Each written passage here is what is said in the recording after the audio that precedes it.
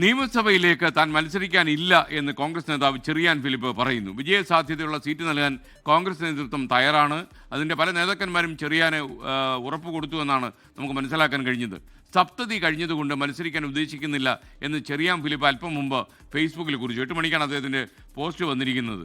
70 വയസ്സ് കഴിഞ്ഞാൽ പിന്നെ മാറി നിൽക്കണം എന്നൊരു അഭിപ്രായം ചെറിയാൻ ഫിലിപ്പിന് ഉണ്ടെന്ന് തോന്നുന്നു. സലീം മാലിക് തിരുവനന്തപുരത്ത് നിന്ന് ചേരുന്നു. ചെറിയാൻ ഫിലിപ്പിനെ കൂടി ടെലിഫോൺ ലൈൻ നമ്മൾ പ്രതീക്ഷിക്കുന്നുണ്ട്. ആദ്യം സലീം മാലിക്കിലേക്ക് പറയൂ. സലീം. SKN 70 വയസ്സ് കഴിഞ്ഞിട്ടും നിരവധി പേർ ഇപ്പോഴും ഈ നിയമസഭാ തെരഞ്ഞെടുപ്പിൽ കോൺഗ്രസിന്റെ കൈപ്പത്തി ചിഹ്നത്തിൽ ടിക്കറ്റ് കാത്ത് മത്സര രംഗത്ത് ഉണ്ട്. അതിനിടയിലാണ് ചെറിയാൻ ഫിലിപ്പ് ഇത്തരത്തിലൊരു ഫേസ്ബുക്ക് പോസ്റ്റുമായി രംഗത്തെത്തിയത്. താൻ ഇനി മത്സര രംഗത്തേക്കില്ല എന്നാണ് ചെറിയാൻ ഫിലിപ്പ് പറയുന്നത്. വിജയസാധ്യതയുള്ള സീറ്റ് നൽകാൻ കോൺഗ്രസ് നേതൃത്വം തയ്യാറാണ്.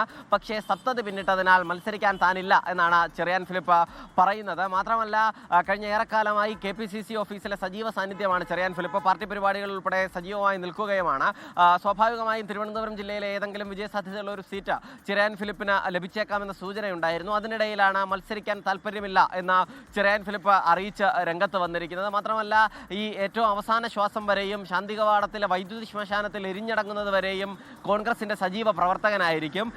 രാഷ്ട്രീയ ചിന്താശക്തിയിലും ഒപ്പം മറ്റും ഈ പ്രവർത്തിക്കാനുമുള്ള യുവത്വം തനിക്ക് നഷ്ടപ്പെട്ടിട്ടില്ല. അതുകൊണ്ട് തന്നെ പാർട്ടി ഏൽപ്പിക്കുന്ന ഏത് ഉത്തരവാദിത്വത്തോടെ തന്നെ ചെയ്യുകയും പൂർത്തിയാക്കുകയും ചെയ്യും എന്നും ചെറിയാൻ ഫിലിപ്പ് പറയുന്നു. പക്ഷേ മത്സര രംഗത്തേക്ക് ഇനിയില്ല എന്നാണ് ചെറിയാൻ ഫിലിപ്പ് പറയുന്നത്. SKN.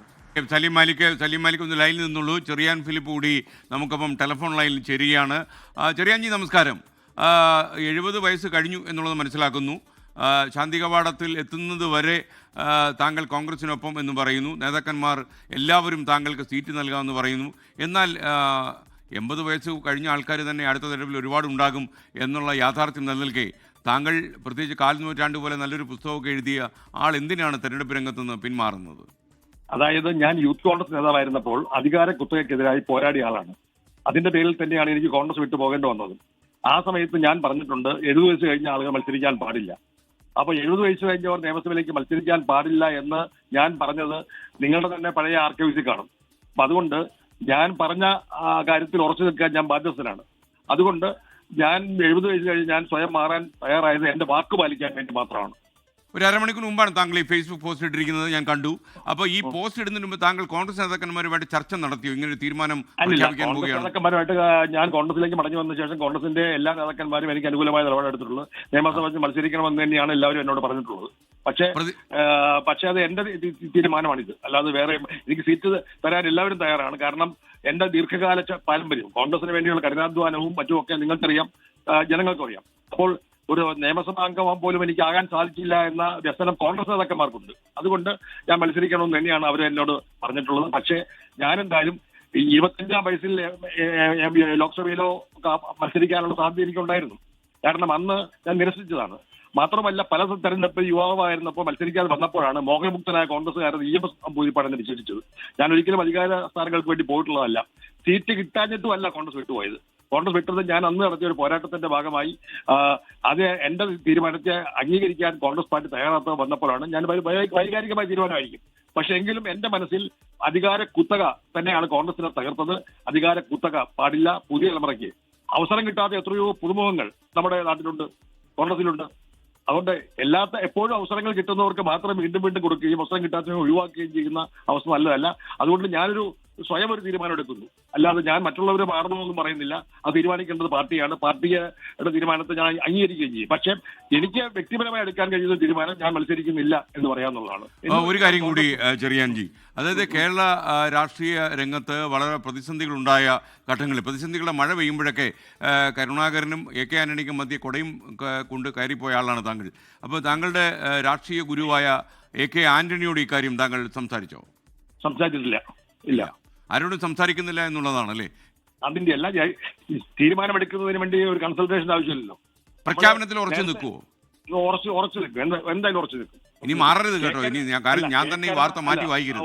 ഒരിക്കലില്ല. കരുണാകരനും ആന്റണിയും ഒക്കെ ഗ്രൂപ്പ് രാഷ്ട്രീയത്തിന്റെ ഭാഗമായിരുന്നപ്പോൾ അതിന്റെ മധ്യസ്ഥനെന്ന് ഞാൻ പറയുന്നില്ല. അന്ന് കരുണാകരനും ആന്റണിക്കും ഒരുപോലെ വിശ്വസ്തനായിരുന്ന ഒരാളാണ്. ആ സന്ദർഭത്തിലാണ് ഞാൻ കോൺഗ്രസ് വിട്ടുപോയത്, ഓർക്കണം. ഞാൻ കോൺഗ്രസ് വിട്ടുപോകുന്ന ഹലോ, ഓക്കെ, പറഞ്ഞോളൂ ചെറിയൻ. ഹലോ, കേൾക്കുന്നു. ആ സമയത്ത് ഞാൻ കോൺഗ്രസ് വിട്ടുപോയ സന്ദർഭത്തിൽ എനിക്ക് സീറ്റ് തരാമെന്ന് പറഞ്ഞ് എന്നെ തിരിച്ചു വിളിച്ചുകൊണ്ട് വന്ന ആളാണ് കെ കരുണാകരൻ. തിരുവനന്തപുരം നോർത്തിൽ മത്സരിക്കാൻ പറഞ്ഞു. അപ്പൊ ഞാൻ പറഞ്ഞത് ഒരിക്കലും ഇല്ല, ഞാൻ മത്സരരംഗത്തില്ല. കാരണം മത്സരരംഗത്തില്ല എന്ന് തീരുമാനിച്ചുകൊണ്ട് ഒരു പോരാട്ടത്തിന്റെ ഭാഗമായിട്ടാണ് ഞാൻ പ്രതീകാത്മകമായി മത്സരിച്ചത്. അത് ശരിയോ തെറ്റോ എന്നുള്ളത് കാലം തെളിയിക്കേണ്ട വിഷയമാണ്. എങ്കിൽ പോലും ഞാൻ യൂത്ത് കോൺഗ്രസിലും JS-നും പ്രവർത്തിച്ച കാലം മുതൽ ഞാൻ ഉയർത്തിയ ചില മുദ്രാവാക്യങ്ങളുണ്ട്. ആ മുദ്രാവാക്യങ്ങളിൽ ഉറച്ചു നിൽക്കാൻ ഞാൻ ബാധ്യസ്ഥനാണ്. അതാണ് സത്യം.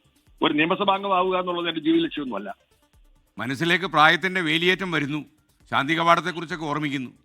അല്ല, അത് മരിക്കുന്നപ്പോഴാണെന്ന് ആർക്കും പറയാൻ പറ്റത്തില്ലോ. എങ്കിലും ഞാൻ മരിക്കുമ്പോൾ വൈദ്യുത ശ്മശാനത്തിൽ എരിഞ്ഞിടങ്ങും, ചാരമായി മാറും. പക്ഷേ രാഷ്ട്രീയത്തിൽ ഈ എന്തെങ്കിലും കിട്ടിയടങ്ങും എന്നുള്ള പിടിവാശി എനിക്കില്ല. ഓക്കെ, സന്തോഷം ജി ചെറിയാൻ ഫിലിപ്പ്. എന്തായാലും കോൺഗ്രസ്സുകാർക്കിടയിൽ ഒരു വളരെ സാധ്യതയുള്ള ഒരു സ്ഥാനാർത്ഥി എന്ന നിലയിൽ ചെറിയാൻ ഫിലിപ്പിന് സീറ്റ് കൊടുക്കാമെന്ന് നേതാക്കന്മാർ പറയുന്നുണ്ടായിരുന്നു. എന്നാൽ ആ സീറ്റ് ഒന്നും വേണ്ട, മത്സരത്തിനില്ല എന്ന് ചെറിയാൻ ഫിലിപ്പ് അരമണിക്കൂർ മുമ്പ് ഫേസ്ബുക്കിൽ കുറിച്ചിരിക്കുന്നു. ലോകത്തെവിടെയായാലും ഏത് സമയത്തും 24 വാർത്തകളും ഓഗ്മെന്റഡ് റിയാലിറ്റി പാക്കേജുകളും എക്സ്പ്ലെയിനറുകളും വിശദമായി കാണാൻ ഞങ്ങളുടെ യൂട്യൂബ് ചാനൽ നിങ്ങൾക്ക് സബ്സ്ക്രൈബ് ചെയ്യാം.